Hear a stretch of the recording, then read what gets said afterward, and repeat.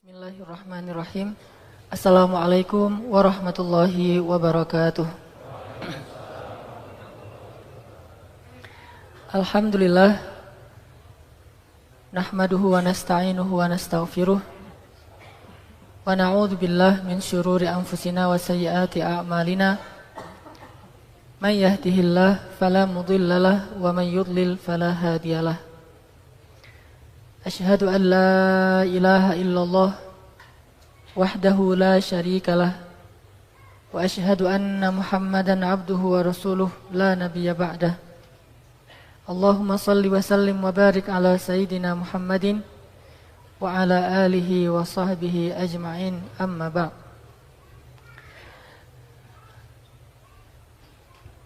Sahabat-sahabat dan teman-teman yang dimuliakan Allah Subhanahu wa taala, malam ini kita akan membahas tentang 4 tangga atau 4 langkah untuk memperoleh likes. Memperoleh cinta ataupun perhatian dari Allah Subhanahu wa taala.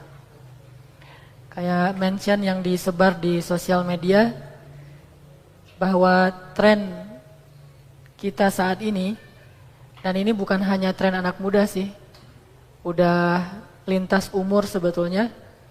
Di era modern seperti sekarang ini, kalimat like ini menjadi kalimat yang bisa menjadi pelipur lara, bisa jadi kalimat motivasi, bisa menjadi obat dari kesedihan. Kalimat like ini mahal, sehingga orang untuk ngedapatin like, dia rela untuk ngelakuin apa aja. Mulai dari pergi ke tempat-tempat yang unik, yang jauh, yang susah dijangkau oleh orang lain. Kemudian dia selfie, dia gunakan kamera-kamera yang terbaik dengan angle yang paling bagus. Semuanya itu tujuannya adalah untuk mendapatkan perhatian dari banyak orang. Dan salah satu indikasi perhatian itu dia bisa ngelihat dari jumlah yang nge-like gambar ataupun postingan dia. Dan semua orang merasa bahwa ada kebanggaan kalau yang nge-like postingan dia itu banyak. Sehingga muncullah yang kita kenal sekarang dengan istilah selebriti sosial media.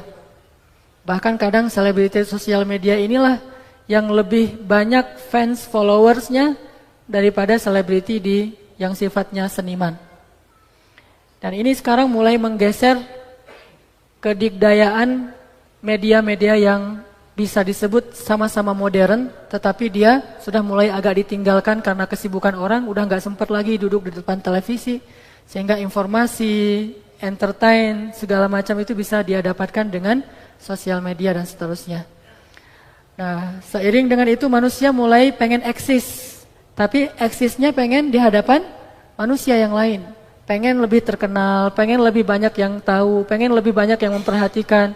Saking capernya kita di sosial media atau di beberapa grup media sosial kita, saking capernya kita senang banget mengganti-ganti status dan juga foto di DP kita supaya orang memperhatikan apa yang sedang kita alamin. Makin sedih, statusnya itu makin melankolis. Sehingga kalau dulu mungkin orang mengekspresikannya dengan sajak dan bait-bait, puisi dan lagu, karena itu terlalu ribet, harus punya talent, harus punya bakat seorang sastrawan. Sekarang lebih simple, nggak harus jadi sastrawan, dia hanya bisa mengungkapkan isi hatinya hanya dengan 1 kalimat status atau dia tweet, sehingga semua orang ketika membaca itu dan oh ini unik nih, asik nih, sehingga like, makin banyak dia makin bahagia. Walaupun yang nge-like itu kadang-kadang hanya sekedar salah tekan aja atau mungkin apa. Tapi dia bahagia. Jadi kayak drugs gitu. Ini drugs versi yang lain. Karena emang secara fitrah manusia itu pengen dihargai. Secara fitrah itu manusia senang bergaul, senang bersosial. Itu fitrah manusia dan Allah menjadikan itu sebagai salah satu amal soleh sebetulnya.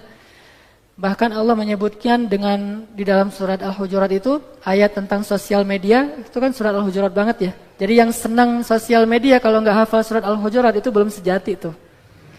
Jadi sosial media sejati itu orang yang hafal surat Al-Hujurat. Banyak banget tuh adab-adab sosial media. Gimana menerima informasi, gimana nyebarin informasi, gimana cara kita nge-like orang, gimana cara kita menghargai orang. Terus sampai yang bahasa umumnya apa?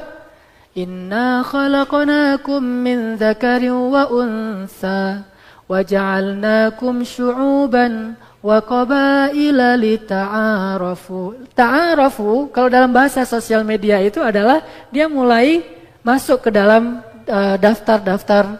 Saya soalnya nggak main Instagram jadi kurang-kurang bisa ngejelasin ya. Jadi maaf ya Pak. Kalau bahasanya masih bahasa apa dulu selain Facebook apa? Friendster ya. Jadi kalau bahasanya masih bahasa Friendster, maaf ya. Soalnya saya era-era tahun 90-an.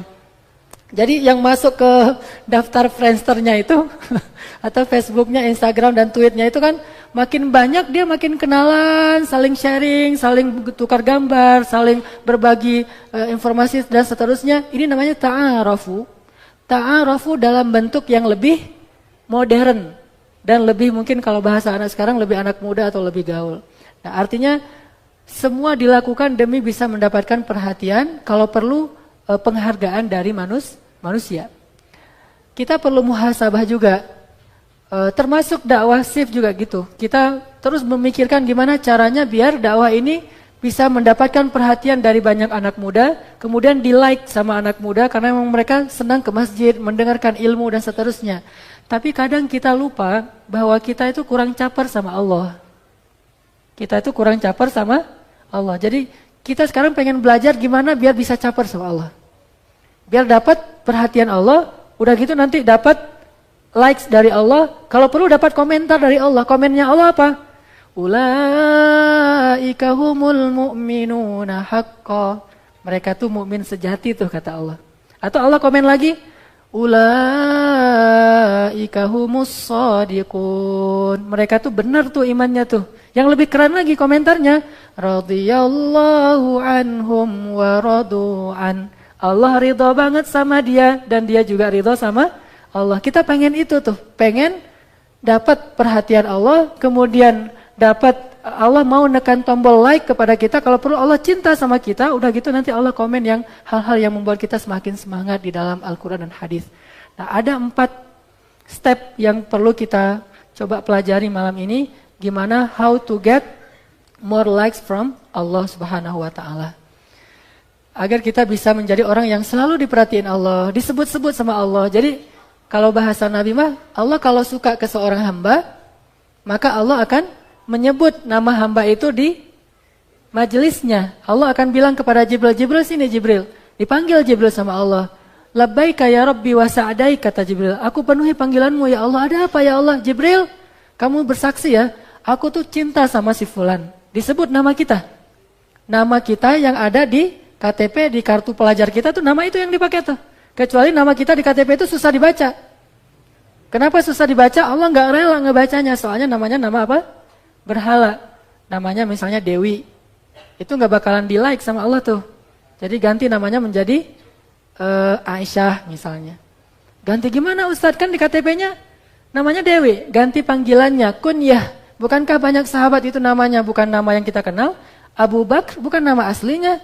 Nama aslinya Abdurrahman, tetapi nama kunyah, nama panggilan Abu Bakar karena dia punya putri yang cantik-cantik dan solehah sehingga dipanggil Abu Bakar. Bapak putri-putri yang cantik. Sama juga dengan yang lain-lain, dipanggil dengan nama kunyah. Ada sahabat yang namanya kutu pada hewan ternak. Bahasa Arabnya, ada yang ingat? Saya lupa istilah bahasa Arabnya, tapi terjemahannya tuh kutu pada hewan ternak, kutu di onta, kutu di kuda, kutu di sapi itu namanya kayak gitu. Ayahnya rela banget tuh kasih nama anak kayak gitu. Pas sudah masuk Islam, Nabi bertanya, siapa nama kamu? Dia sebutkan namanya, Nabi cemberut, kemudian Nabi mengatakan, nama kamu Abdullah. Namanya Abdullah. Karena Allah nggak mau nyebut nama-nama yang tidak baik di majelisnya yang mulia. Jadi majelisnya tuh mulia banget, sehingga nama yang nggak baik aja nggak pantas disebut. Sehingga Allah akan ganti dengan nama yang lain. Makanya kalau nama kita Dewi, namanya Wisnu, namanya apa? Siwa, Superman misalnya namanya. Apalagi namanya Tuhan, setan. Nah, ini nggak akan disebut nih. Jadi nama-nama kayak gini nggak bakalan disebut. Ya Jibril, aku cinta sama dia. Siapa dia ya Allah? Tuhan kan nggak mungkin kan? Allah. La syarikalah, la ilaha illallah. Jadi nggak mungkin disebut nama yang kayak gini-gini. Nama yang disebut tuh misalnya Hanan. Narsis. Nama-nama yang baik, namanya Muhammad atau apapun lah. Atau bahasa Sunda juga nggak masalah. Cecep, itu baik kan? Cecep apa artinya? Kasep kan ya? Cuma kalau diarabkan itu agak-agak susah dibaca. Jadi C kan dalam bahasa Arab tuh jadi shin. Jadi bacanya ship. Dan dalam bahasa Mesir, ship itu artinya sendal jepit. Cecek. Jadi artinya Allah itu kalau like, kalau suka, kalau cinta kepada seseorang, maka Allah akan menyebut namanya dan mengatakan kepada Jibril, ya Jibril aku mencintai dia.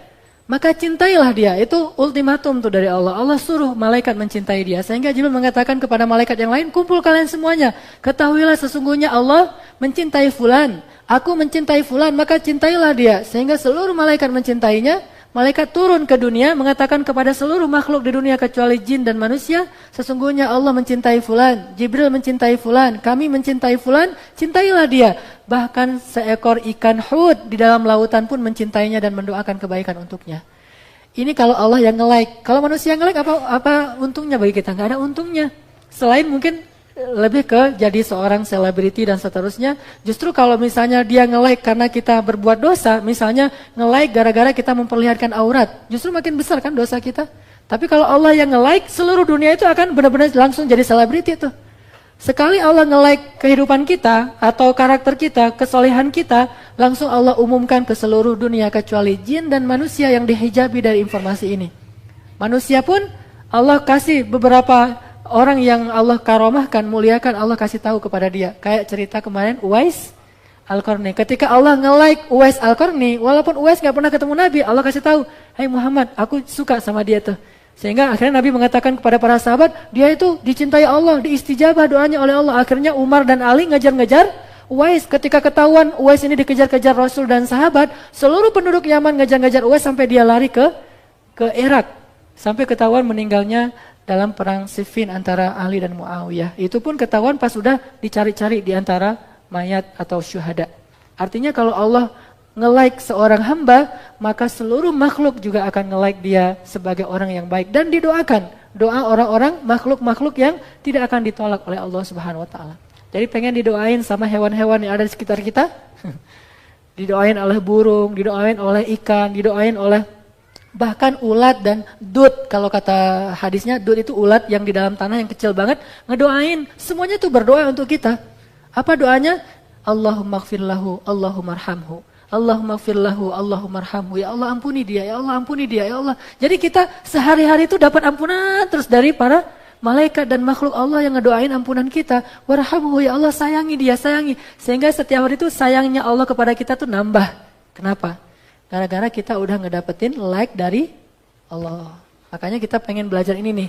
Kalau ada seminar how to get more like in Instagram, in Facebook dan seterusnya, itu kan sampai ada seminar bayarnya mahal. Kalau sekarang kita buat semacam kajian kecil-kecilan, tetapi ini jauh lebih penting how to get more like from Allah Subhanahu wa Ta'ala. Oke. Ini singkatnya kayak gini nih. 4 step untuk ngedapetin like dari Allah. Yang pertama, Allah itu suka banget sama orang yang bertaubat lalu belajar. Memperbaiki diri. Taubat dan taklim Allah nge-like banget tuh. Ini step pertama. Siapapun yang bertaubat, siapapun yang kemudian pengen belajar memperbaiki dirinya, semasa proses itu Allah suka banget sama dia. Setiap hari Allah nge-like dia dan ngasih tahu ke malaikat, ini hambaku, ini hambaku, ini hambaku, ini terus Allah ngebanggain dia. Sampai Allah menyebutnya ibadi, hamba-hambaku. Coba kita buka Al-Quran sekarang. Kita lihat salah satu di antara ayat tentang ini di dalam surat Az-Zumar. Surat 39 ayat 53. Ini ayat paling populer tentang taubat nih. Surat Az-Zumar, surat 39 ayat 53.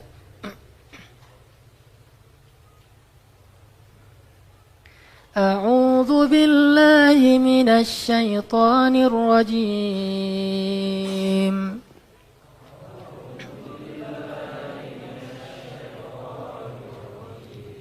بسم الله الرحمن الرحيم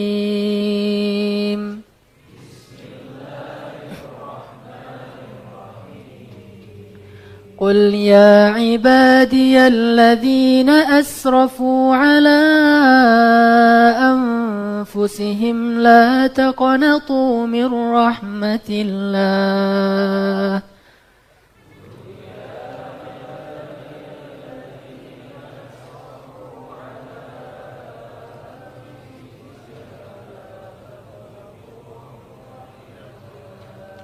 إن الله يغفر الذنوب جميعا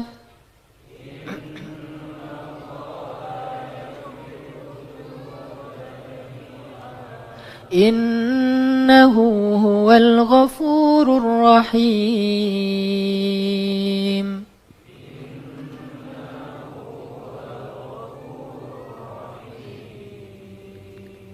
Katakanlah, wahai hamba-hambaku, Allah walaupun ngelihat kita banyak berbuat dosa, tetapi Allah masih juga manggil kita hamba. Dan panggilan hamba itu kalau dalam bahasa Allah ke kita, itu kayak kita manggil kekasih. Kayak seorang ayah manggil anaknya, ya bunayya. Kayak seorang suami manggil istrinya, ya ana. Panggilan bahasa Arab itu yang paling lembut dari suami ke istri itu salah satunya adalah, ya ana, wahai saya gitu. Maksudnya tuh, wahai jantung hatiku. Jadi nanti di rumah, maaf ya yang jomblowers ya ana gitu. Bukannya namanya Ana Mariana, bukan. Jadi emang panggilannya ya ana atau ya Hanini. Saya manggil istri saya Hanin, istri saya manggil saya Hanan. Hanin dan Hanan itu dalam bahasa Arab artinya kekasih. Jadi ya Hanini, wahai kekasihku, ya ana. Atau kadang-kadang istri saya manggil saya Bebe, Blackberry. Jadi dari kata baby. Jadi saya kalau di rumah tuh agak-agak gimana gitu ya. Makanya di luar kalau dipanggil, jangan panggil Bebe, itu menjatuhkan izah saya. Panggil aja ya Hanan gitu kan ya. Artinya itu panggilan sayang. Kayak Nabi memanggil Aisyah dengan panggilan apa? Ya Humaira, ya Aish. Humaira itu yang wajahnya kemerah-merahan. Aish itu yang lestari, yang bahagia. Dan orang Sunda nyebutnya ya Ais. Karena nggak bisa bilang Aish jadi Ais gitu. Itu bahasa Arabnya Aish. Nah, gitu tuh. Allah kalau sayang kepada seorang hamba manggilnya ibadi. Kayak Allah sayang kepada Nabi Muhammad enggak manggil Muhammad, padahal Muhammad itu artinya udah bagus, tapi ada yang lebih bagus yaitu abdi. Sehingga Allah mengatakan subhanalladzi asra bi'abdihi. Bukan bi Muhammadin, tapi bi abdihi. Allah nyebut Nabi Muhammad itu hamba Allah. Dan itu sanjungan untuk Nabi Muhammad. Nah ini Allah kepada orang-orang yang ingin bertobat, Allah panggilnya apa? Ya ibadi, wahai hambaku, wahai hambaku. Yang udah banyak melampaui batas. Apa arti banyak melampaui batas? Dosanya tuh udah gak kehitung. Sampai dalam hadis qudsi Allah berfirman apa? Ya ibna Adam. Allah disitu manggilnya anak cucu Adam. Ya ibna Adam, ya ibadi, wahai hamba-hambaku. Kalau kalian datang kepadaku dengan membawa dosa yang memenuhi langit dan bumi, penuh dengan dosa kalian, gak ada lagi planet, gak ada lagi bintang, semuanya dosa kalian isinya. Bayangin langit dengan 250 miliar galaksi, itu semuanya penuh dengan dosa-dosa kita. Bayangin, dosa kita itu bahkan gak sebanyak pasir di pantai loh. Masih lebih banyak pasir di pantai. Seandainya dosa kita melebihi pasir di pantai, bahkan memenuhi langit dan bumi, lalu kita datang kepada Allah dan kita mengatakan, Rabbi, faqiruka bibabik. Ya Allah, ini hambamu yang fakir ada di hadapanmu. Ya Allah, ini hambamu yang hina sekarang datang ke pintu rahmatmu. Apa kata Allah? Aku bukakan rahmatku seluas-luasnya, aku terima kedatanganmu, lalu aku gugurkan semua dosa-dosamu menjadi hilang, wala ubali. Dan aku gak peduli sebanyak apapun itu. La ubali, aku gak peduli. Kalau kita kan masih mikir, kalau datangnya banyak salah ke kita itu masih dipikir-pikir untuk memaafkan. Allah, la ubali, saya gak peduli. Sebanyak apapun, kenapa Allah gak peduli? Karena dosa kita itu gak ngerugiin Allah sama sekali. Sebanyak apapun dosa kita itu gak ngerugiin Allah sama sekali. Dan sebanyak apapun ketaatan kita gak nguntungin Allah sama sekali. Allah itu Allah itu ghaniyun 'anil alamin, nggak butuh kepada kita. Jadi kalau kita ngerasa bahwa dengan berbuat dosa Allah jadi rugi, terus jadi bete gara-gara kita, nggak banget dah. Allah bete gara-gara kita gitu. Saya pengen buat Allah bete nih hari ini nih. Saya buat dosa sebanyak-banyaknya. Gak ada yang bete. Yang bete itu malaikat Jibril. Dan kalau malaikat bete itu didoain yang jelek-jelek. Terus yang bahagia tuh, yang happy gara-gara dosa kita adalah setan kan. Nah artinya Allah itu nggak ngaruh sama sekali dengan dosa dan ibadah kita.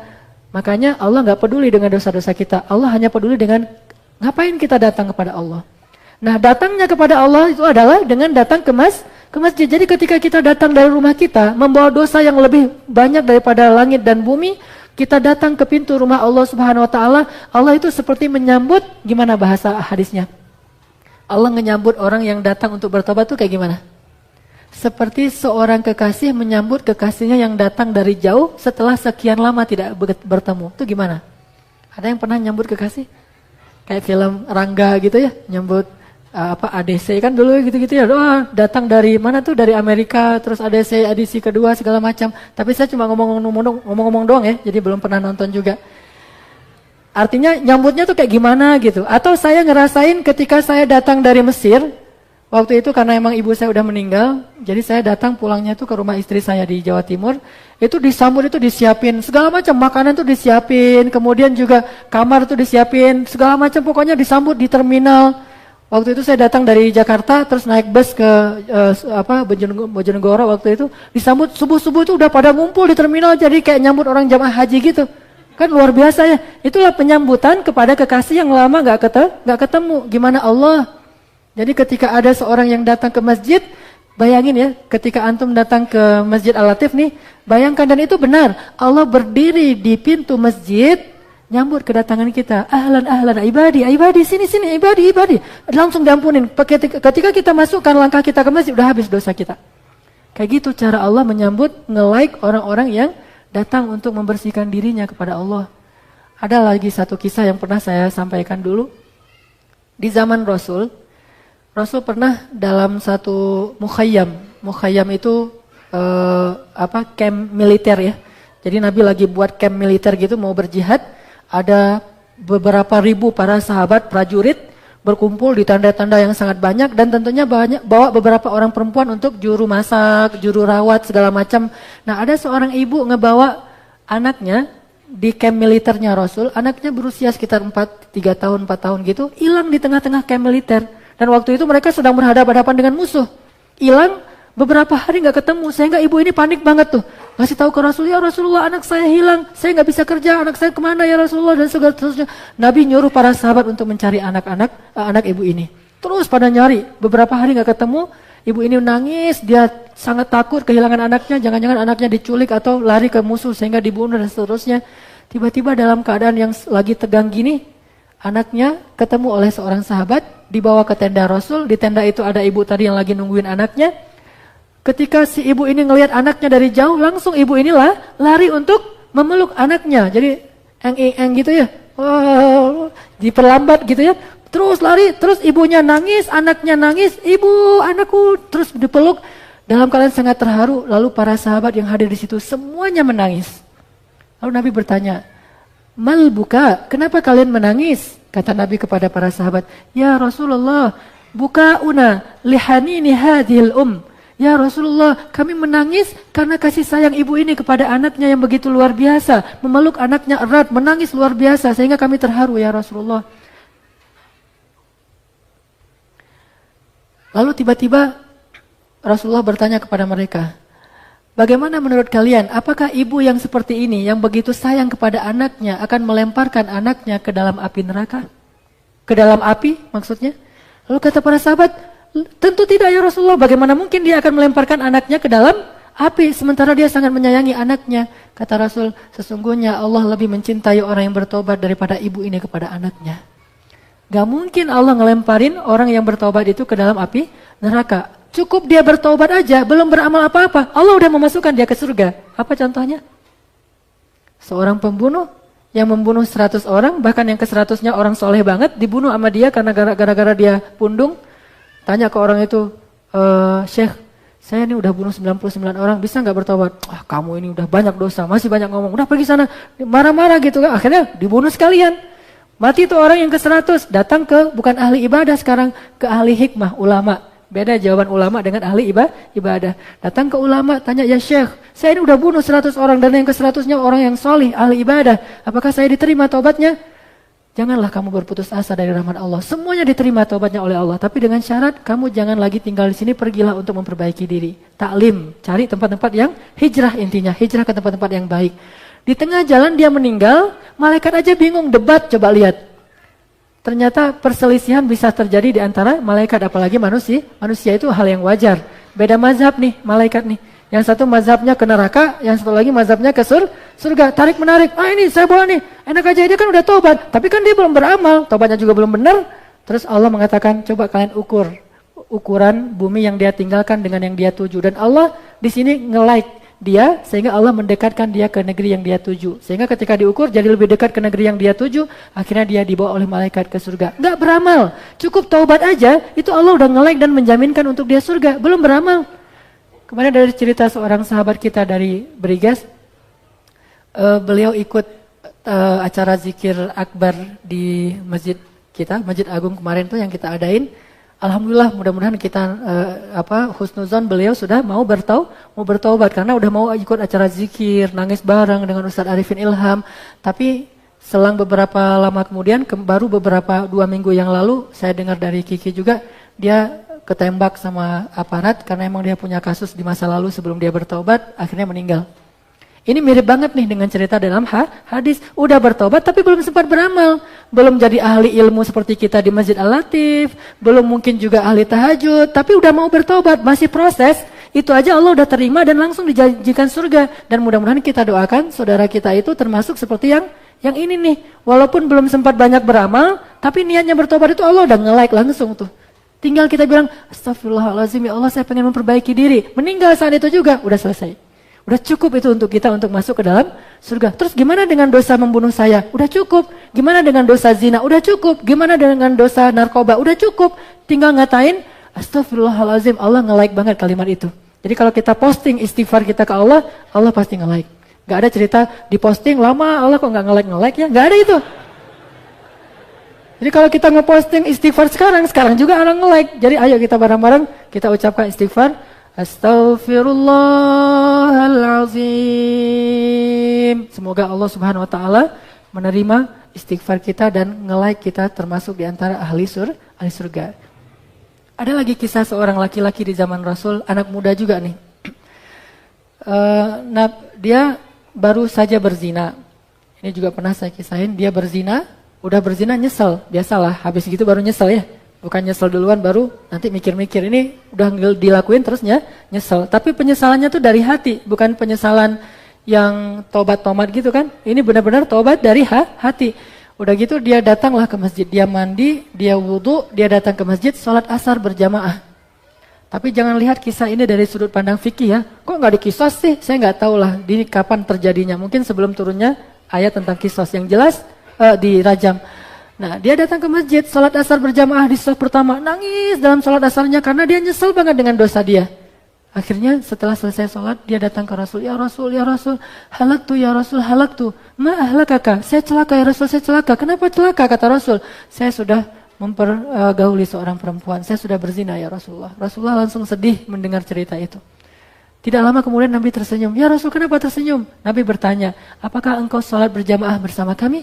Ya Rasulullah, barusan, ya saf pertama, ya Rasulullah, dari awal, dari takbiratul ihram, ya Rasulullah. Berbahagialah, sesungguhnya Allah sudah memaafkan dan mengampuni dosa kamu itu. Dengan sholat asar saja, sholatul wusta. Hafidhu ala salawati was salatil wusta. Jagalah sholat itu, kenapa? Qad aflahal mu'minun. Pasti beruntung orang yang menjaga sholat. Jadi kita sholat maghrib kayak tadi, asalkan kita khusyuk dan tulus pengen nyesalin dosa-dosa kita, apa kata Nabi? Sholat 5 waktu itu seperti air di sungai di belakang rumah kita. Sehari kita 5 kali mandi dan membersihkan diri di sana. Gak ada lagi kotoran. Ini artinya Allah suka banget sama orang yang membersihkan diri dengan taubat dan ta'lim. Makanya ini yang kita sedang lakukan. Terus kita berproses. Emang kita belum sempurna sih. Namanya juga lagi berproses, kadang salah lagi, kadang keliru lagi, kadang ternyata cara taubat kita nggak kayak gitu yang benar. terus kita memperbaiki diri, dan Allah suka banget dengan orang-orang yang seperti ini. Coba lihat lagi surat Al-Baqarah. Sedikit lagi kita baca ayatnya. Surat Al-Baqarah kalau nggak salah ayat 222.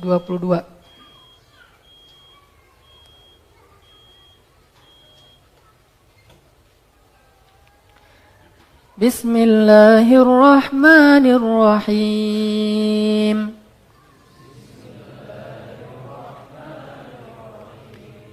Kita baca kalimat terakhir ya di ayat 222.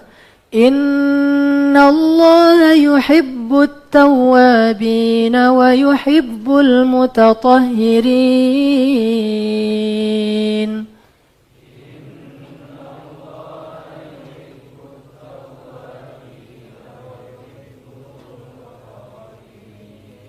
Sesungguhnya Allah cinta banget sama orang-orang yang bertaubat, dan Allah juga sangat mencintai orang-orang yang membersihkan dirinya. Taubat membersihkan diri, apa maksudnya? Taubat itu nyesel, membersihkan diri itu belajar memperbaiki diri. Jadi arti taubat itu at-taubah hiyan nadam, kata ulama. Taubat itu nyesel.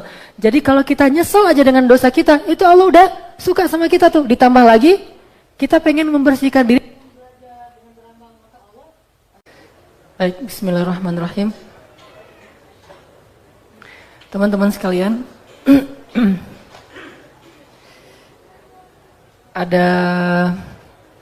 mungkin ada satu kecenderungan juga ya di komunitas-komunitas atau di para pecinta sosial media ini, dan ini udah menjadi fenomena, bukan lagi peristiwa,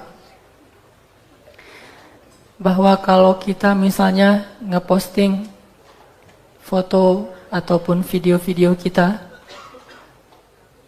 sangat merasa tersanjung dan bahagia banget kalau yang nge-like itu adalah seorang tokoh atau yang populer di bidangnya.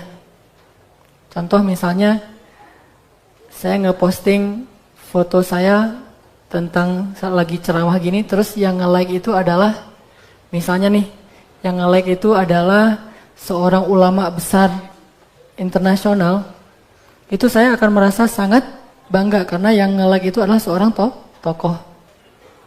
Kalau misalnya main bola, kita nge-posting video kita lagi nge-dribbling bola. Tiba-tiba yang nge-like video kita itu Lionel Messi sama Cristiano Ronaldo, tuh gimana tuh perasaannya tuh? Terus kita kaget kan, nyari ini beneran atau ini hoax gitu kan? Nyari ini benar-benar Ronaldo apa yang di Portugal atau Ronaldo yang ada di misalnya di Garut misalnya. Ronaldo mana nih? Ternyata benar dia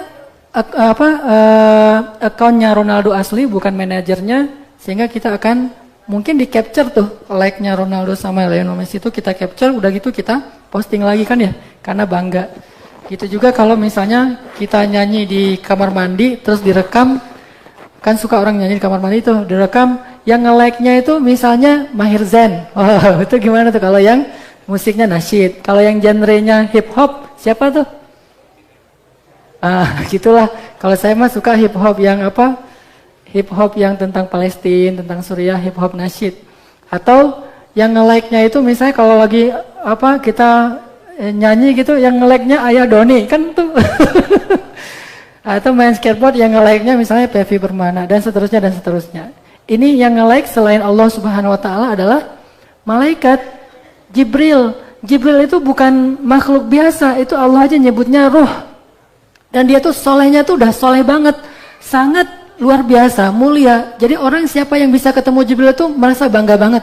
Apalagi kalau yang nge-like dia itu adalah Jibril, terus Jibril cinta sama dia. Malaikat tuh cinta sama dia, malaikat itu duduk bersama dia. Kan kita sering tuh, nggak tahu nih hoax atau benar, tapi banyak orang bilang benar yang di Masjid Nabawi lagi khutbah Jumat, terus tiba-tiba ada ketangkap CCTV sosok dengan putih-putih bercahaya gitu ya. Itu benar nggak atau hoax sih? Katanya. Kata siapa tuh? Cenah ya. Nah, jadi belum jelas nih hoax atau benar, ambil hikmahnya aja lah. Misalnya ternyata ada yang kayak gitu. Udah gitu juga ada peristiwa yang lain yang banyak banget tuh kalau di YouTube atau di on the spot kelihatan malaikat, diselamatin malaikat atau apa. Itu aja kan hebohnya minta ampun ya. Masuk 7 peristiwa aneh tetapi keren misalnya. On the spot Al-Latif. Salah satu peristiwanya, misalnya ada yang tiba-tiba pengen jadi imam, itu kan on the spot masuk tuh. Terus ada lagi on the spot, misalnya ada anak Al-Latif, tiba-tiba gara-gara pengen buang air kecil jadi hijrah, kan itu on the spot banget tuh kan. Siapa kemarin namanya? Mana orangnya? Oh masih di Makassar, nggak mau balik lagi nih? Pengen dakwah di Makassar ya?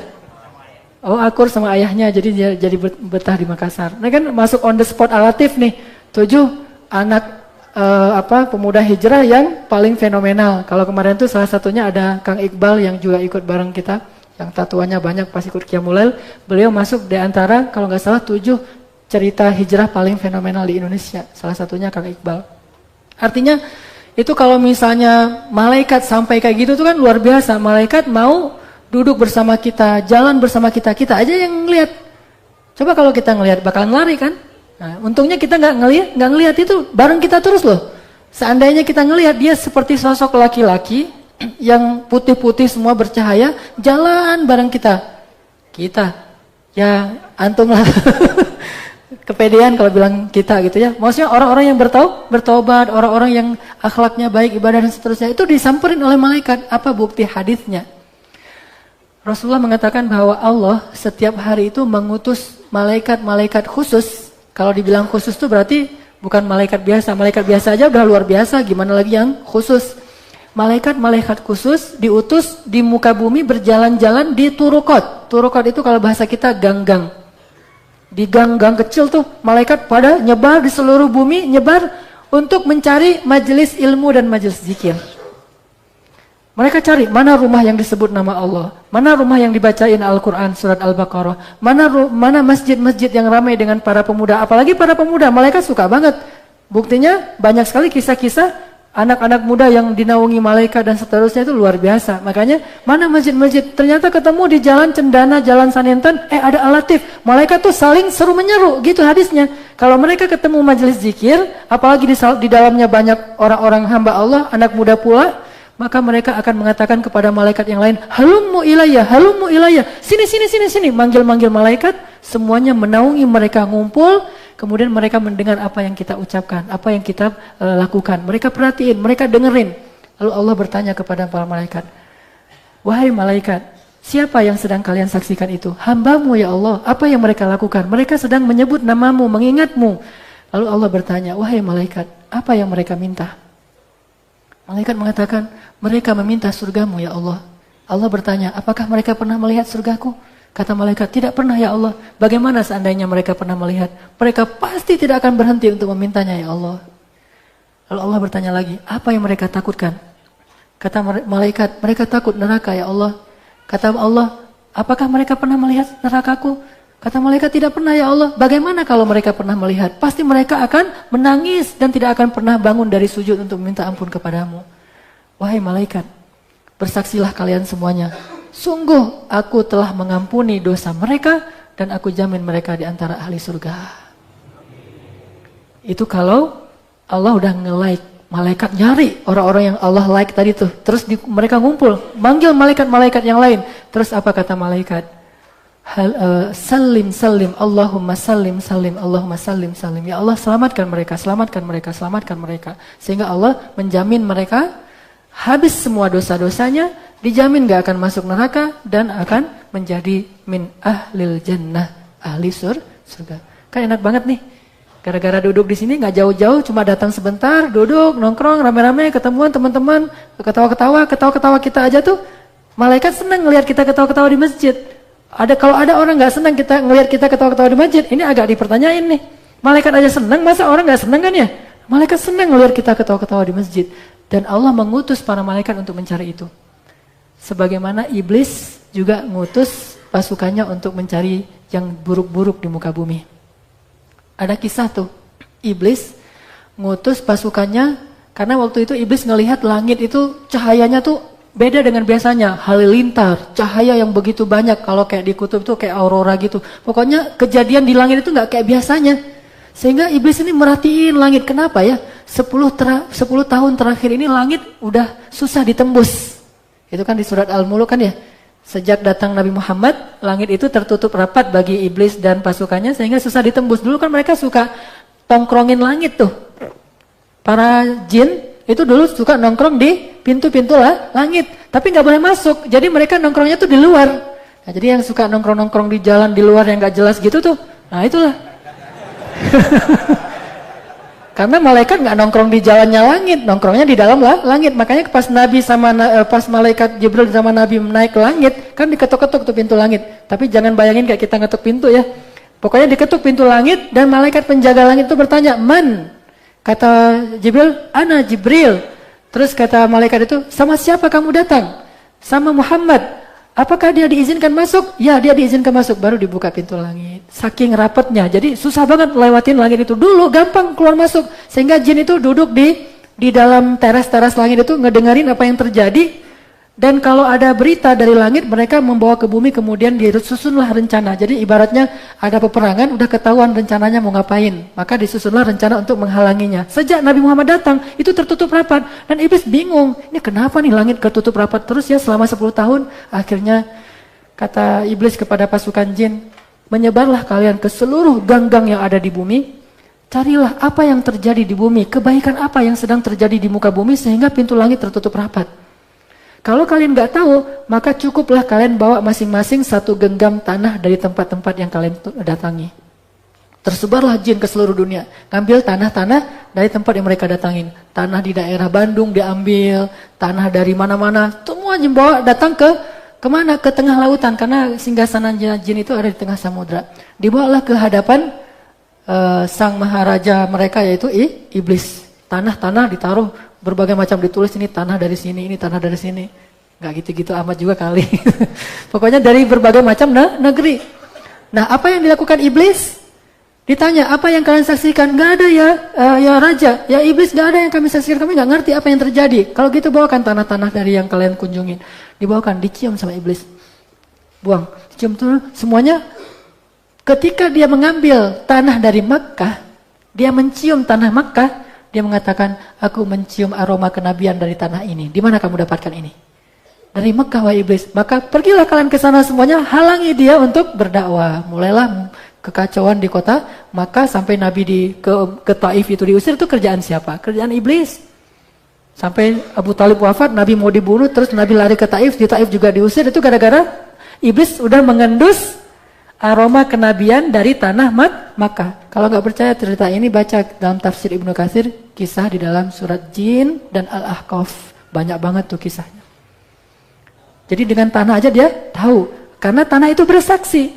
Begitu juga tanah tempat kita injak ini, bukankah dia makhluk Allah? Sehingga dia bersaksi, walaupun ini saya belum tahu sekuat apa hadisnya, tapi ada anjuran untuk memindahkan posisi sholat sunnah setelah sholat wajib, karena semua itu akan bersaksi. Sama kayak kita masuk Zulhijjah, kuku-kuku kita dan rambut kita nggak boleh dicukur kalau niat berkurban, karena dia akan bersaksi nanti di hari kiamat. Ketika darah hewan kurban udah ditumpahkan, baru kita potong kuku, dan kuku yang kita potong dan kita buang itu makhluk Allah, dan nanti di hari kiamat dia akan bersaksi, "Ya Allah, saya menjadi bagian dari tubuhnya ketika dia sedang berniat untuk berkurban karena Engkau ya Allah."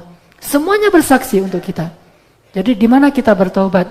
Di masjid apa kita belajar? Seluruh makhluk Allah itu bersaksi dan akan mengadu kepada Allah. "Ya Allah, dia hambamu yang taat. Ya Allah, dia ingin membersihkan diri. Ya Allah, dia ingin memperbaiki diri." Seperti cerita tadi orang yang duduk dalam majelis ilmu.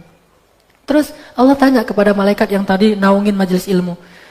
Malaikat bilang ke Allah, "Ya Allah, tapi di antara mereka ada yang duduk di situ bukan karena majelis ilmu. Kebetulan aja ada di situ, terus dia jadi termasuk di antara mereka. Gimana ya Allah?" Kata Allah, "Sesungguhnya aku mengampuni dosa yang duduk karena majelis ilmu dan siapapun yang ada di antara mereka." Jadi niatnya datang ke Al-Latif macam-macam. Ada yang niat benar-benar ilmu, dan insya Allah rata-rata kita demikian. Tapi kalau ada yang ternyata niatnya bukan untuk ini, mungkin untuk berdagang, mungkin untuk cari jodoh, mungkin untuk apalah ya, macam-macam kan niat orang, dan itu juga baik, nggak masalah. Atau bahkan ada yang niat pengen ganti sendal yang baru misalnya. Sandal saya udah jelek, di Al-Latif bagus-bagus tuh sandalnya, ke Al-Latif gitu kan, orangnya ikhlas-ikhlas lah insya Allah. Apalagi kalau sepatunya Vela tuh kan bagus-bagus tuh.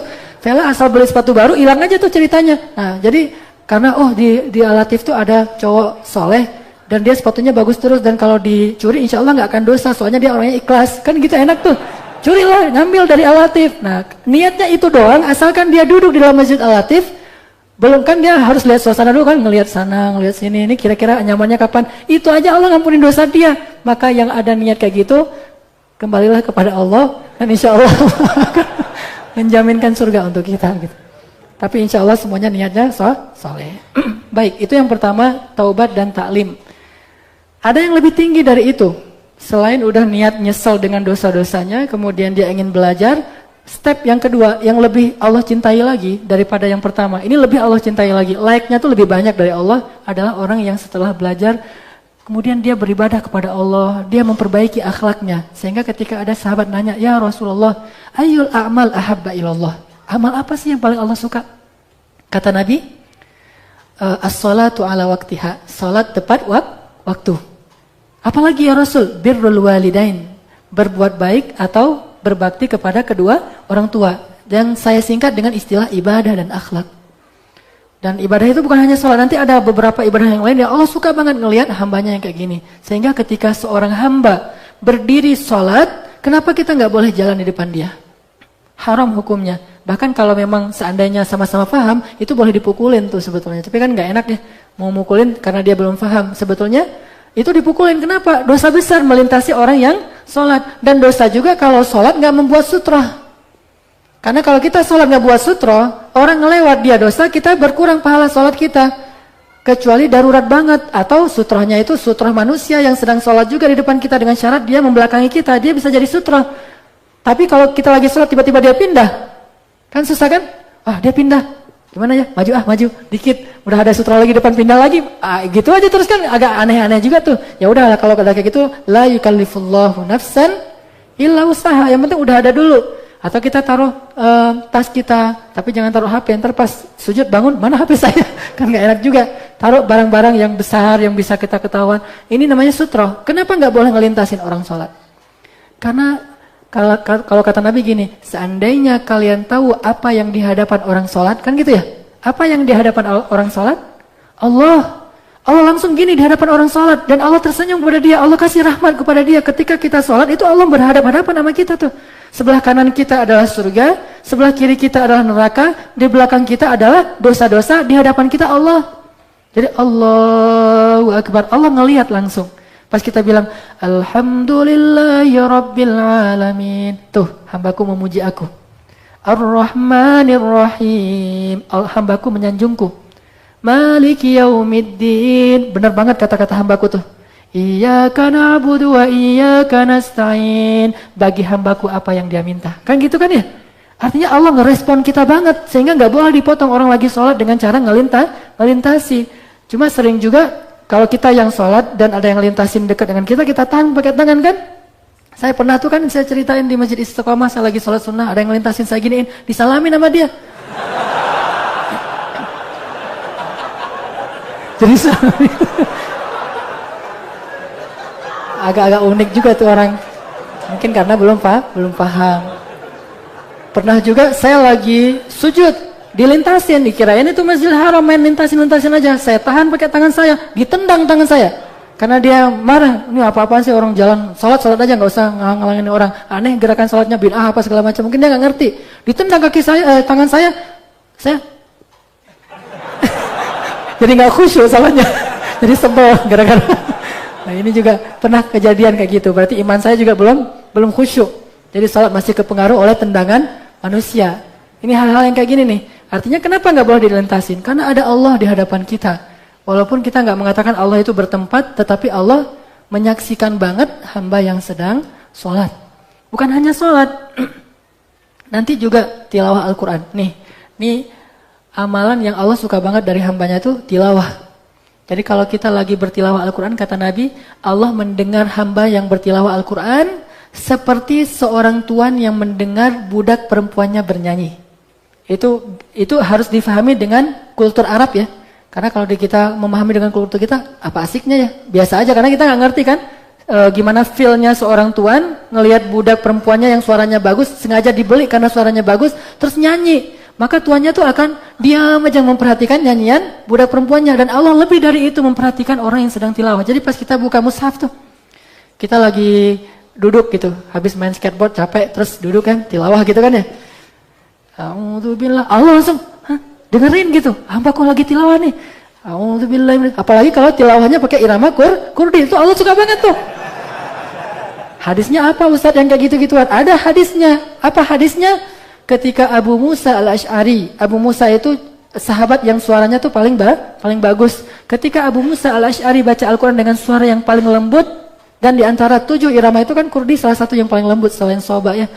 Nah, Abu Musa baca Al-Quran itu, Allah, kata Nabi, Allah senang sekali mendengar bacaan Abu Musa, Nabi juga senang.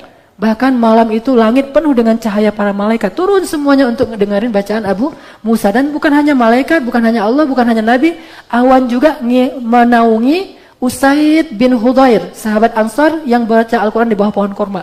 Jadi lagi habis capek dia di kebun, istirahat, ngapain istirahatnya? Tilawah. Kan mereka hafiz ya, jadi duduk gini. A'udzubillahi minasyaitonirrajim. Itu genre mereka itu Quran loh. Kan ada tuh kemarin siapa yang naruh statusnya penampilan metal, genre murotal. Itu keren-keren ya.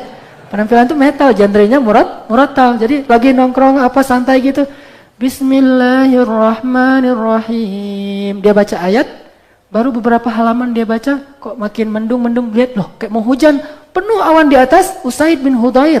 Akhirnya dia kira mau hujan, dia pulang, jalan. Kemanapun dia pergi, awan tuh ngikutin dia tuh gimana tuh. Ini kalau Allah udah suka kepada amal seorang hamba. Makanya tilawah Al-Quran itu Allah suka banget. Ketimbang kita teriak-teriak gak jelas, maka mending kita teriak-teriak Al-Quran. Kan gitu kan ya. Atau azan. Azan itu juga Allah suka banget kepada orang yang azan. Walaupun kita gak bisa semuanya azan. Saya pengen azan. Gimana dong kalau kita pengen dapat like dari azan, sementara yang azan cuma 1 orang? Ada caranya. Ikutilah apa yang diucapkan oleh muazzin. Pas dia bilang Allahu Akbar, kita bilang Allahu Akbar. Terus sampai selesai, maka kita dapat like yang didapatin oleh seorang muazzin. Ini ibadah. Banyak lagi nanti ibadah-ibadah yang lain. Apalagi tahajud. Nah kalau tahajud, cara Allah sukanya kayak gimana? Allah turun malah nungguin kita. Setiap sepertiga malam terakhir, Allah udah siap sedia turun ke langit dunia. Langit dunia itu langit paling rendah. Allah turun, bukan Allah tunggu di arasnya. Sengaja Allah turun, kemudian Allah bertanya, adakah di antara hambaku yang datang malam ini untuk minta ampun? Allah tunggu. Adakah di antara hambaku yang dzihajah, butuh sesuatu dari aku? Kita aja masih tidur, Allah udah nungguin. Mana hambaku yang mau bangun untuk minta ampun dan meminta sesuatu kepadaku? Allah suka kepada orang yang bangun tengah malam. Lalu ketika kita bangun, maka malaikat turun semuanya dan pertandanya adalah ayam saut menyaut untuk menyambut datangnya para malaikat. Ayam aja tahu, makanya makhluk Allah itu semuanya tahu apa yang terjadi, kecuali jin dan manusia. Jin aja nggak tahu apa-apa, sama dengan manusia nggak tahu apa-apa. Ini ibadah. Sehingga ketika ditanya, ya Rasul, apa amal yang paling Allah suka? As-shalah ala waqtiha, salat di awal waktu. Kalau laki-laki itu artinya di masjid, kalau perempuan itu jangan ditunda. Di rumah juga nggak masalah, tapi jangan ditunda. Yang ketiga, akhlak ya, akhlak juga ditanya sama sahabat, ya Rasul, apa amal yang paling disukai Allah? Birrul walidain, berbakti kepada kedua orang tua. Jadi kalau kita pengen dapat like dari Allah, dari malaikat, dari Rasulullah, ya belajar aja dari Uwais Al-Qarni. Salah satu yang lebih dari Uwais Al-Qarni itu adalah berbakti kepada ibu. Jadi kita yang udah rajin ngaji kayak gini nih, harusnya yang paling santun, paling hati-hati sama orang tua kita. Kalau yang ngaji dengan yang gak ngaji sama, terus apa bedanya? Apa asiknya datang ke masjid? Bukankah asiknya datang ke masjid itu memperbaiki akhlak kita kepada orang tua dulu, baru nanti kepada orang lain? Nah, memperbaiki akhlak ini ya namanya manusia pasti aja kadang-kadang salah, kadang-kadang kepancing emosinya, tapi terus memperbaiki. Bahasanya tuh tawabin dan mutatahhirin, bukan taibin dan tahirin, bukan. Apa arti tawabin mutatahhirin? Berkali-kali dia taubat. Gagal lagi, taubat lagi, gagal lagi, taubat lagi. Membersihkan diri juga gitu. Keliru lagi, dibersihin lagi. Kotor lagi, dibersihin lagi. Dan Allah suka kok orang kayak gitu. Jangan berpikir, saya mah belum siap bertobat. Kan banyak orang kayak gitu. Kenapa enggak haji? Saya belum siap. Daripada nanti saya pulang terus dosa lagi, mending saya tunggu aja sampai saya siap. Enggak kayak gitu. Allah tuh enggak suka orang yang nanti ujungnya baru taubat, enggak. Allah suka orang yang taubatnya berkali-kali. Jadi pergi haji jangan langsung berpikir, pulang dari situ nanti kalau saya ternyata dosa lagi kan sia-sia hajinya. Enggak sia-sia. Berusaha aja terus, haji, gagal lagi, umroh, gagal lagi, sholat syuruk, gagal lagi, kan gitu aja terusin ya. Kan banyak kesempatan untuk melaksanakan ini. Gitu juga kita sholat, saya mah belum siap datang ke Al-Latif, yang ke Al-Latif mah kan udah pada soleh, saya mah masih kayak gini. Udah aja datang, keluar dari sini dosa lagi ya datang lagi, dosa lagi ya datang lagi, kayak gitu aja terus. Akhlak juga demikian. Kita dengan orang tua, saya berazam nih, malam ini pulang ke rumah, saya pengen cium tangan ibu saya. Saya pengen ngasih air hangat buat ibu saya pengen mijit-mijit kaki ibu saya pengen bertutur kata yang lembut kepada ibu saya. Malam ini juga saya pengen ngelakuin. Baru di jalan lupa, akhirnya sampai di rumah dipanggil orang tua yang udah ngantuk, tidur. Besok pagi baru sadar, padahal saya kan pengen yang baik. Perbaiki lagi aja terus, jangan berputus asa. Kayaknya saya emang gak cocok ya jadi anak soleh. Gak ada itu. Saya emang gak bakat jadi anak kalau sekarang kan istilah amuba ya. Anak musola banget, ya, saya mah nggak bakat jadi anak musola, saya mah cocoknya jadi anak apa misalnya, nggak, terus saja berusaha. Ini namanya tawabin, berulang kali. Yang ketiga, ini yang lebih tinggi. Jadi yang per poin ini lebih tinggi dari yang sebelumnya, karena hadis tentang apa amal yang paling disukai itu banyak. Lalu para ulama membuat semacam tingkatan-tingkatan. Ternyata yang lebih tinggi dari sekedar taklim, hijrah, taubat, ibadah, akhlak adalah dakwah dan jihad. Dakwah dan jihad. Kenapa dakwah dan jihad? Kalau tidak ada jihad berarti dakwah. Kan di Indonesia tidak ada kewajiban berjihad karena tidak ada peperangan, kita tidak diperangi, maka kalau tidak ada jihad berarti dakwah. Kalau sudah wajib jihad seperti di Palestina atau seperti di Suriah karena kaum muslimin dizolimi, kita membela diri, membela hak kita, membela orang-orang yang tertindas. Tapi kalau enggak ada, dan mudah-mudahan memang tidak ada, alhamdulillah Indonesianya aman, berarti dakwah. Dakwah itu bukan jadi penceramah, itu hanya salah satu tugas dai, tetapi bukan satu-satunya. Bahkan yang lebih hebat dari itu adalah ide-ide dakwah kita. Ini yang kayak gini-gini kerjaan siapa? Bukan kerjaan saya ini. Saya kan punya materinya. Kerjaan siapa? Kerjaan teman-teman cyber. Anak-anak yang menggunakan kecerdasannya untuk dakwah. Kalau kita selama ini gunain kecerdasan kita untuk karir, sekarang coba juga gunain kecerdasan kita untuk dakwah. Kalau kita selama ini nyusun bahasa untuk nembak cewek, sekarang coba nyusun bahasa untuk nembak orang untuk berdakwah dan mau masuk agama Allah dan masuk ke masjid. Gunakan semua itu untuk berdakwah. Sehingga ketika ditanya oleh sahabat ke Rasulullah, ya Rasul, amal apa yang paling disukai Allah? Amal yang paling disukai Allah itu adalah menyelesaikan hajat seorang muslim dan membayarkan hutangnya, lalu membantu dia dalam urusan-urusannya. Nah, inilah inti dari dakwah. Dakwah itu bukan cuma ngajak orang masuk Islam atau masuk ke masjid, tapi yang lebih besar dari itu adalah memberi solusi. Apa kebutuhan kaum muslimin? Kita bisa memberikan solusinya. Intinya dakwah itu sebuah program menyodorkan solusi kepada umat di antara sekian banyak kebutuhan umat. Itulah inti dari dakwah. Bukan cuma ngajak. Jadi kita ngajak orang nih, Al-Latif ramein, kemudian kita bina. Tujuannya apa sih pembinaan itu?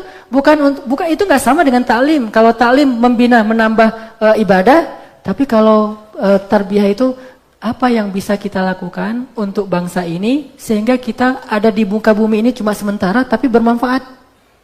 Jadi artinya kita harus ngasih sesuatu untuk orang lain. Bukankah kata Nabi apa? Khairun nas anfa'uhum linnas. Sebaik-baik manusia itu setelah bertaubat dan beribadah adalah, jadi kalau ada orang yang taubatnya sama nilainya, ibadahnya juga sama, terus nilainya yang lain apa? Biar dia ketahuan mana lebih baik, yang paling banyak manfaatnya bagi manusia. Tapi jangan bilang, saya emang pengen jadi itu aja deh, gak usah beribadah. Enggak, ini stepnya tuh harus dilalui satu demi satu. Jadi dia gak beribadah tapi bermanfaat, itu gak baik. Bermanfaat tapi gak beribadah gak baik. Beribadah gak bermanfaat juga gak sempurna. Maka yang stepnya itu pertama taubat dulu, kemudian belajar, kemudian beribadah dan akhlak. Baru yang lebih tinggi dari itu adalah bermanfaat bagi orang lain. Dan itulah misi dakwah.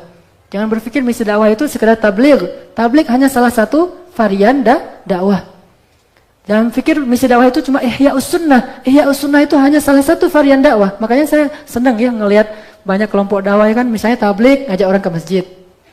Jamaah tabligh JT ya, ngajak orang ke masjid. Sampai di masjid dibina sama salafi untuk Ihya'us Sunnah. Tapi untuk bermanfaat kepada masyarakat dibina oleh ikhwan. Karena masing-masing punya spesifikasinya, punya spesialisasi. Mereka ahli di bidangnya masing-masing. Dan ini bagus sebetulnya kalau dipaduin, asal jangan saling nyalahin deh.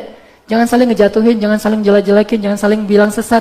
Udah aja dengan fokusnya masing-masing. Tabligh yang ngajak orang masuk ke masjid, salafi yang membina orang di dalam masjid, ikhwan yang memberdayakan mereka untuk keluar dari masjid. Dari masuk sampai keluar itu dibina terus.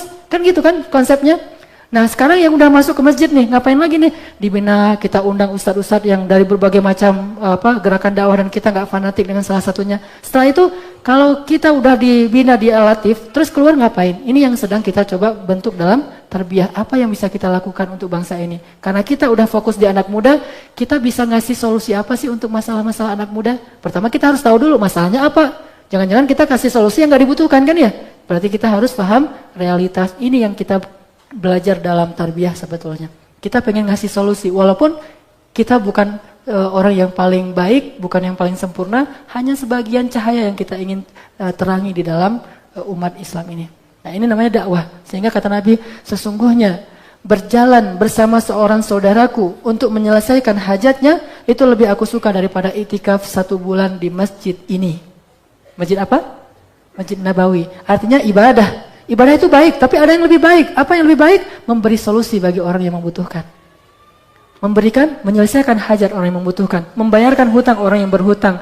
Atau apapun kesusahan yang bisa kita sururun tudkhiluhu fi qulubil mu'min. Membahagiakan orang mukmin itu ahabbul a'mal ilallah, amal yang paling disukai Allah. Dan itulah salah satu misi dakwah kita. Bukan sekedar, udah ramai Masjid Al-Latif, belum selesai. Bagi saya, itu belum selesai. Itu baru permulaan. Baru selesai kalau kita nanti udah tahu apa yang we have to do, we have to take action bagi kaum muslimin, apa yang bisa kita lakukan dan potensi kita apa. Dan ini kan pembinaan, nggak sehari 2 hari, minimal setahun kita baru. Kalau target kita kan 3 tahun, 3 tahun nanti kita baru tahu bisa kita berdayain ke seluruh komunitas anak-anak muda. Lihatlah Al-Latif ini 3 tahun ke depan udah ada perubahan dalam amal-amal dakwahnya. Kalau sekarang masih internal aja dulu. Taklim, tarbiyah, taklim, tarbiyah, taklim, tarbiyah. Dan tarbiyah itu kan bukan cuma halakoh. Tarbiyah itu olahraga juga. Tarbiyah itu mukhayyam juga. Tarbiyah itu asik-asikan juga. Nongkrong-nongkrong juga. Itu tarbiyah semuanya. Jangan berpikir nongkrong itu ngapain sih? Ah nggak ada kerjaan. Itu tarbiyah loh. Itu bagian dari tarbiyah. Apa misinya? Misinya mengakrabkan diri dulu.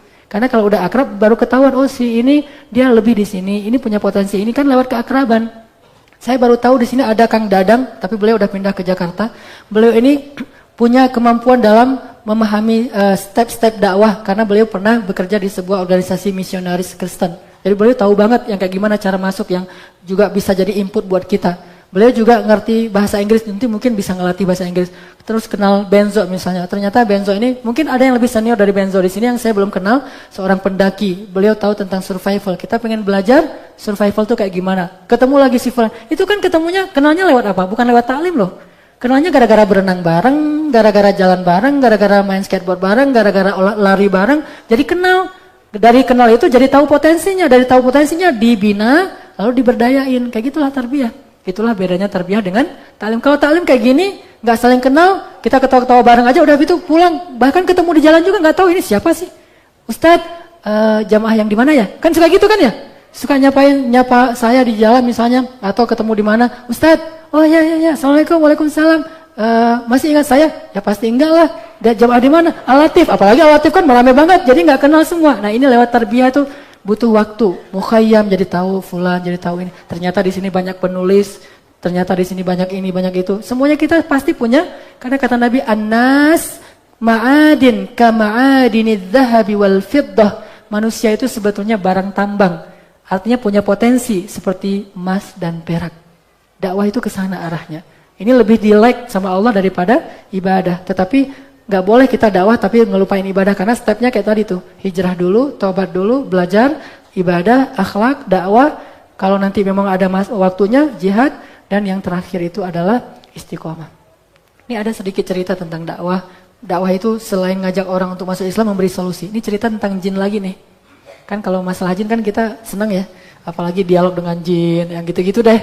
Ini jadi ratingnya lumayan tinggi lah. Selain masalah jomblo. Nah, masalah jin tuh ratingnya lumayan tinggi tuh di anak muda. Nah ada kisah Nabi itu kan pas pulang dari Taif itu kan gak ada orang yang mau beriman ya. Di antara manusia tuh di Taif gak ada yang beriman kecuali 1 orang budak. Jadi Nabi sedih banget, dakwahnya itu ditolak mentah-mentah di Taif. Sehingga akhirnya Allah menghibur Nabi itu dengan mendatangkan 7 jin. Dari mana? Dari Hadramaut. Jadi jin juga dia punya kampung. Jadi ada yang dari Irak, ada yang dari Syam, ada yang dari Hadramaut, ada yang dari Mosul. Mosul itu di mana? Suriah. Ada yang dari Mosul. Datanglah 7 Jin yang disebut sebagai ketua-ketuanya jin. Jadi koordinator geng jin nih. Koordinator geng jin. Mana Zainal? Mana Zainal? Jin apa tuh? Jin underground ya. Wah, kan gitu. Ini apa? Ada koordinator jin 7 koordinator, 7 jin diutus sama iblis. Ngapain? Untuk menghalangi dakwah Nabi. Datanglah 7 jin ini ke daerah Nakhlah. Nabi lagi sholat, kisah surat jin kan? Mereka dengerin bacaan Nabi. Terus apa kata jin itu? Kami mendengarkan Al-Quran yang sangat menakjubkan. Jadi jin juga punya intelektualitas yang lebih bagus. Kenapa manusia kok nggak bisa seperti jin? Jin aja punya intelektualitas untuk memahami betapa Al-Quran itu menakjubkan. Jadi kalau manusia menganggap Al-Quran itu biasa-biasa aja, ini lebih rendah dari jin. Padahal hakikatnya manusia itu lebih tinggi dari jin. Allah menjadikan manusia khalifah, Allah melebihkan manusia di atas jin. Tetapi kenapa manusia malah nggak paham tentang ketakjuban Al-Quran? Sehingga kata jin, kami mendengar Al-Quran yang ajabah, yahdi ilar rushdi fa'amanna bih. Kami mendengar Al-Quran yang menakjubkan, yang membimbing ke jalan yang benar. Coba lihat, baru dengar sekali udah langsung ngerti gitu. Yang membimbing ke jalan yang benar itu kata jin, itu komennya jin loh ya. Bukan komen manusia sekelas sahabat, jin aja bisa komen sepositif itu. Jadi artinya Allah lagi nyindir orang Taif nih. Kalian manusia kok nggak bisa beriman, padahal jin aja bisa beriman. Yang hatinya lebih keras, yang intelektualitasnya di bawah manusia, yang nggak sepintar manusia, tapi dia bisa ngerti kebenaran Al-Quran. Kenapa kalian nggak bisa? Itu sindiran buat orang Taif dan hiburan buat Rasul. Berimanlah 7 jin. Oke? Setelah jin ini beriman, maka jin itu minta izin ke Rasul. Ya Rasulullah, boleh nggak kami sholat bersama engkau di Masjidil Haram? Kata Nabi, jangan. Waktu itu kan masjid di dunia cuma ada 2 kan? Haram dan Aqsa. Sholatlah kalian di masjid yang satu lagi. Kenapa? Janganlah kalian bercampur dengan manusia. La tukhalitun nas. Janganlah kalian duduk atau bercampur dengan manusia. Kenapa? Kalau sampai bercampur, kita bisa kepencet sama jin, mati. Karena jinnya gede-gede. Dia nggak boleh sholat bareng manusia. Kita yang sholat kayak gini aja, kalau misalnya ada orang gede banget di sebelah kita, terus softnya terlalu rapat kan agak-agak gimana gitu kan ya. Apalagi kalau dia pas takbir gitu, terus dia mungkin belum sempat mandi kan, gimana kan? Allah Akbar. Jin lebih parah lagi tuh. Bayangin kalau kita sholat bareng jin. Pas dia sujud, kita di depan dia, softnya agak rapat ke sundul karena dia kepanjangan. Nah kata Nabi, la tukhalitun nas. Janganlah kalian mencampuri manusia, maka sholatlah kalian di masjid satu lagi. Sehingga sebetulnya masjid jin yang pertama itu bukan masjid jin yang ada di Mekah. Masjid jin itu Masjid Aqsa. Akhirnya mereka, oh ya udah kalau gitu hilang di Masjidil Aqsa. Hayya 'alas shalah. Bilal azan. Salat mereka di Aqsa, Nabi di Haram. Nah, 7 jin ini kemudian jadi dai. Nabi memberdayain, ditarbiyah sama Nabi nih. Kan Nabi itu rahmatan lil alamin. Alamul ins wa alamul jin itu alamin. Alamin itu jamak dari alam, bukan manusia, alam. Alamul ins manusia, alamul jin jin, alamul hayawan. Semuanya jadi rahmat gara-gara kedatangan Nabi, termasuk tumbuh-tumbuhan. Nah, Nabi membina jin itu, kemudian mereka nyebar ke seluruh dunia, datang bawa 7.000 jin. Datang udah bawa 7.000 jin, geng mereka masing-masing. Ayo kita beriman kepada Muhammad, datang. Nah waktu itu ada janjian sama Nabi, ya Rasulullah, datang utusan mereka, kami pengen bayat nih, kayak bayat Aqabahnya orang Ansor. Oh ya udah tunggu ya, saya siap-siap dulu. Nabi ngajak seorang sahabat, Ibnu Abbas, Abdullah, ikut yuk. Sama ada apa Rasul? Ngumpul-ngumpul sama jin. Jangan Ibnu Abbas nggak berani. Akhirnya ngajak Abdullah bin Mas'ud, ahli Al-Quran. Ya Abdullah, ikut saya. Kemana ya Rasul? Ketemu sama jin. Ikut. Pas udah ikut, udah mendekati poin tempat meeting poinnya, Nabi mengatakan kepada Ibnu Mas'ud, ya Abdullah, tunggu di sini. Terus Nabi, pas Ibnu Mas'ud berdiri, Nabi buat garis di tanah dengan tangannya. Dipagerin sama Nabi. Dipagerin, kata Nabi, apapun yang terjadi, jangan keluar dari garis ini. Ini kan keren ya, kayak di film Lord of the Ring gitu kan. Jangan, apapun yang terjadi, jangan keluar dari garis ini. Karena kalau keluar dari garis ini, kita nggak akan ketemu lagi sampai hari kiamat. Diapain tuh? Bisa jadi meninggal, bisa diculik sama jin. Apalagi ngelihat orang sekeren Abdullah ibnu Mas'ud. Coba lihat film Umar tuh, Abdullah ibnu Mas'ud tuh, menurut saya salah satu yang saya fans di antara sahabat itu Abdullah ibnu Mas'ud. Karena saya agak-agak mirip dengan dia, mirip apanya? Kakinya kecil. Jadi sama-sama kaki rijlun qatat katanya. Kaki burung belibis, kakinya kecil. Dan biasanya orang yang kaki kecil itu pintar katanya. Digaris sama Rasul, digaris, udah gitu kata Rasul, jangan keluar dari garis ini. Ya Rasul. Nabi pergi, tiba-tiba kata Abdullah bin Mas'ud, aku melihat asap hitam yang sangat banyak di langit, itu jin datang. ada 7.000 jin datang. Masing-masing kayak asap hitam yang sangat banyak di langit seperti awan hitam gelap sekali. Tiba-tiba datang lagi yang dari tempat lain itu seperti api yang menyambar-nyambar. Datang lagi dari sebelah sana seperti burung gagak, seperti burung hitam banyak datang sampai hampir menyambar Abdullah. Untung Abdullah berada di dalam garis itu. Ramai. Jadi Abdullah tiba-tiba jadi mendengar riuh yang luar biasa, suara gemuruh, suara riuh. Jin kan lebih ramai dari anak sekolahannya. Wah, ramai aja gitu. Oh, coba aja pergi ke sekolah SD, SMP, terus di masjidnya pas sholat zuhur, gimana tuh ramainya. Nah, ini lebih ramai dari itu. Jadi ustadznya udah gak kedengaran suara. Sampai aku tidak lagi bisa melihat Rasulullah karena diliputi asap yang hitam, burung gagak, cahaya api dan segala macam. Dan aku juga menutup mataku karena di sekeliling Ibnu Mas'ud itu banyak jin. Ramai sekali datang kayak ada perang gitu. Udah gitu, tiba-tiba lama kejadian gitu Abdullah Ibnu Mas'ud membuka matanya ngelihat takut. Dia hampir aja kata Abdullah, aku ingin sekali lari dari tempat itu udah gak kuat. Tapi aku masih ingat sabda Rasul, jangan keluar dari garis ini. Coba kalau dia ragu sama Rasul keluar, habis dia. Walaupun jin ini mau masuk Islam, tapi namanya juga orang baru hijrah, bisa aja keluar lagi sifat lamanya kan. Wah, ini orang ngapain sih lo dekat-dekat sini kan, bisa aja gitu. Jin gitu kan, jin gitu loh. Tanya sama piton tuh, piton aja, kadang-kadang, piton kan slow-slow gitu orangnya, tapi kan kadang-kadang keluar boxernya kan bahaya juga tuh. Di ini sekali, KO kan kita, nah ini jin apalagi lebih dari piton tuh, disenggol dikit udah hilang tuh orangnya. Makanya Abdullah bin Mas'ud, ya Allah gimana nih, kalau keluar dari garis itu habis. Kalau nggak keluar dia nggak kuat dengan suara-suara bising yang luar biasa. Lama setelah 1 jam ramai kayak gitu, ternyata mereka bising tuh ngapain? Berbaiat, asyhadu alla ilaha illallah, tapi dengan bahasa jin yang kita nggak tahu. Setelah berbaiat hilang satu persatu, lalu tinggallah sekelompok jin yang asap hitam tadi nggak pergi-pergi sama Nabi. Nabi ngobrol lama sama mereka, terus Nabi lalu lalang kemana-mana, balik lagi di situ. Lama aja kejadiannya semalaman. Pas pulang Ibnu Mas'ud nanya, ya Rasulullah, apa yang terjadi? Tadi mereka masuk Islam, alhamdulillah. Mereka masuk Islam dan mereka ingin sholat bareng-bareng kita, tapi aku tidak izinkan. Akhirnya mereka pulang ke kampungnya masing-masing. Ada yang dari mana ya Rasul? Ada yang dari Mosul, ada yang dari Irak, ada yang dari Palestina, ada yang dari Mesir, dari seantero bumi datang, ada yang dari Yaman. Cuma saya bertanya ke Ibnu Katsir dalam tafsir itu, dari Indonesia ada nggak ya?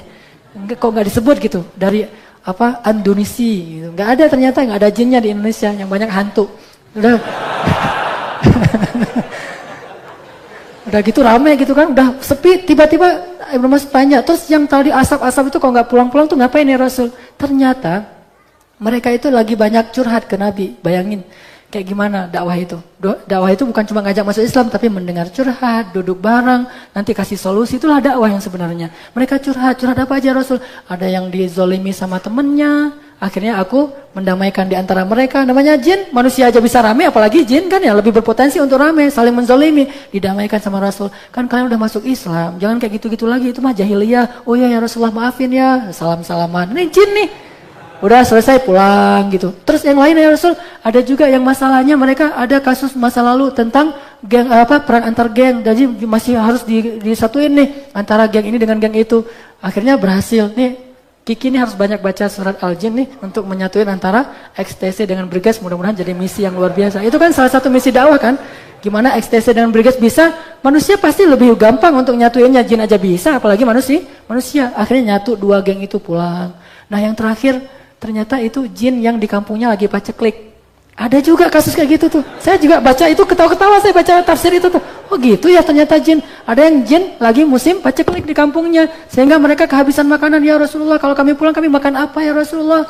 Akhirnya Rasulullah berdoa, ya Allah, jadikanlah tulang belulang sebagai makanan bagi jin. Sejak saat itulah jin makan tulang. Dulu jin gak makan tulang.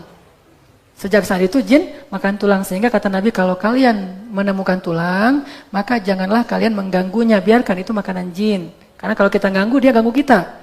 Nanti kalau mukhayam tuh, ada tulang belulang, udah biarin aja. Jangan ada tulang jin nih, buangin. Ntar digangguin gimana coba? Lagi tidur ditekan atau apa gitu kan. Nah, sejak saat itu Nabi berdoa, ya Allah jadikan tulang belulang sebagai makanan jin. Terus Nabi ngapain? Nyari-nyari tulang. Dakwah sejatinya tuh kayak gitu, ngasih solusi. Ya Rasul, manja banget ya jinnya. Ya Rasul, lapar ya Rasul. Kayak gitu banget sama Rasul. Melapar gak kasih tahu ke Rasul? Coba kalau kita bayangin kan jin tuh serem ya. Ternyata jin gak semua serem. Ada yang agak-agak culun, ada yang polos-polos juga, jin gitu kan. Ya Rasul kami lapar. Akhirnya Nabi lalu lalang di antara lembah-lembah nyari tulang-tulang ke onta yang mati, dikumpulin sama Nabi, datang, ini bawa pulang, ini makanan kalian. Karena tulang itu bertahan lama. baru Nabi pulang, selesai semua hajat mereka. Itu dakwah. Ke jin aja ngasih solusi, masa ke manusia enggak, cuma ngajak-ngajak ke masjid doang. Makanya saya bilang, pertama hijrah, kedua taklim, ketiga dakwah, keempat baru nanti insya Allah khilafah, kemenangan Islam. Makanya dakwah itu memberi solusi, bukan cuma ngajak orang untuk ke masjid. Dan untuk bisa ngasih solusi yang lebih berharga, bernilai, kita harus dibina dulu bareng-bareng. Baru yang terakhir istiqomah. Kata Nabi kepada para sahabat, amal yang paling Allah sukai itu adalah amal yang paling istiqomah walaupun sedikit. Inilah teman-teman sekalian yang kita pengen dapetin perhatian Allah, caper ke Allah, ngedapetin like dari Allah, cinta dari Allah. Coba mulai dari kita udah melewati fase taubat dan sekarang lagi serius di situ, taubat dan taklim. Insya Allah sambil taubat dan taklim kita terus memperbaiki ibadah kita dan akhlak kita. Dan kalau yang sudah merasa nyaman dengan ibadah dan akhlaknya, taubat dan taklimnya, kalau pengen sesuatu yang lebih, kita coba ke arah tarbiyah untuk bisa berdakwah. Dan ini juga belum, pasti juga nggak akan langsung drastis, kita langsung terjun ke masyarakat, nggak, bertahap. Sampai nanti akhirnya semuanya itu bisa kita lakukan secara dawam dan istiqomah. Baru kita dapat like dari Allah Subhanahu wa Ta'ala. Mudah-mudahan ini bermanfaat. Maaf kalau ada bahasa yang salah. Dan maaf tadi pakai beberapa ilustrasi yang dapatnya di Google, tapi enggak untuk dikomersialkan, hanya untuk sharing dakwah. Mudah-mudahan bermanfaat. Dan terima kasih juga nih ke teman-teman cyber yang udah banyak ngelamun demi untuk bisa membahasakan dakwah ini dengan bahasa yang lebih mudah untuk kita pahami. Ini semuanya bukan karya saya, karya teman-teman dari cyber yang luar biasa. Mudah-mudahan agen cyber ini lebih banyak lagi, karena kita butuh lebih banyak sehingga enggak membebani orang yang sedikit. Makin banyak makin bagus kerja kita. Jadi makanya ayo kita saling kenal biar ketahuan. Oh ternyata di sini ada anak perfilman, kan kemarin jadi juga ketahuan ya, ada anak perfilman, jadi bisa buat video tentang dakwah kita sehingga bisa diposting juga, nanti banyak orang yang terinspirasi darinya. Gunakan semua potensi kita untuk fi sabilillah. Mari kita tutup dengan berdoa. A'udzu billahi minasy syaithanir rajim. Bismillahirrahmanirrahim. Alhamdulillahi rabbil alamin hamdan yuwafi ni'amahu wa yukafi'u mazidah. يا ربنا لك الحمد كما ينبغي لجلال وجهك الكريم وعظيم سلطانك اللهم صل وسلم وبارك على سيدنا محمد وعلى آله وأصحابه أجمعين الحمد لله على الإسلام الحمد لله على الإيمان الحمد لله على التوبة الحمد لله على الهجرة الحمد لله على القرآن الحمد لله على الأخوة الحمد لله حمدا كثيرا طيبا مباركا فيه اللهم اغفر لنا ذنوبنا اللهم اغفر لنا ذنوبنا اللهم اغفر لنا ذنوبنا اللهم اغفر لنا ذنوبنا وإسرافنا في أمرنا ربنا ظلمنا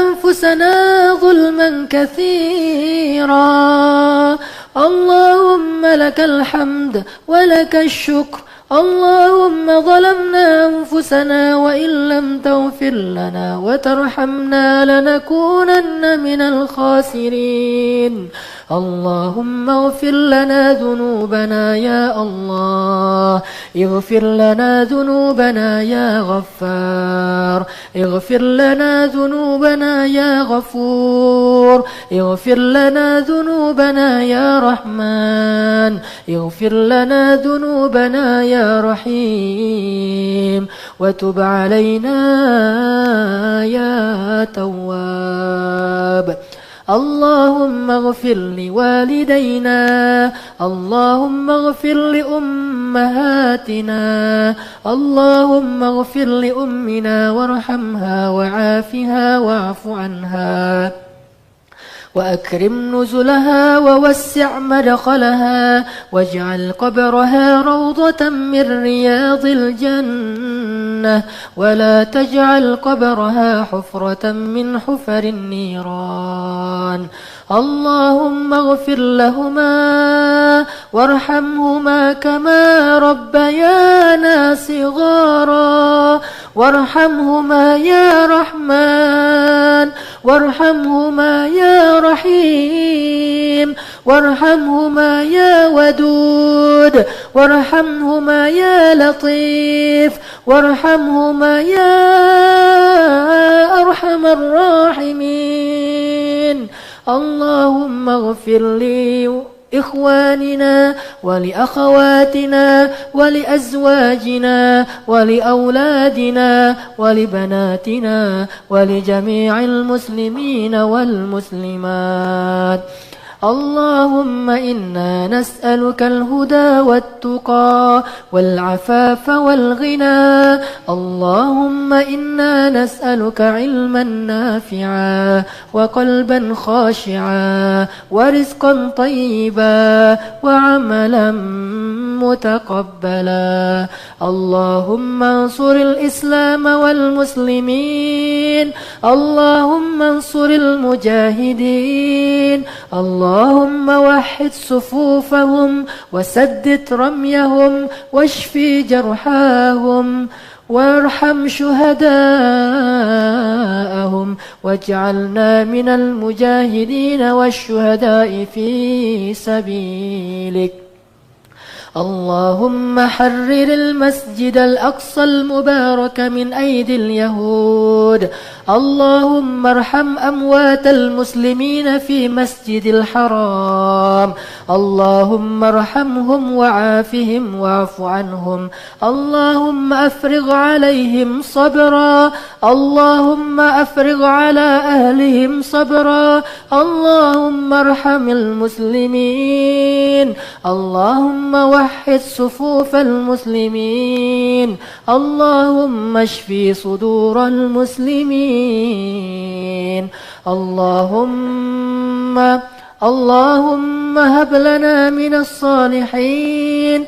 ربنا هب لنا من لدنك ذرية طيبة إنك سميع الدعاء. اللهم إنا نسألك أزواجا صالحات وإماما صالحين.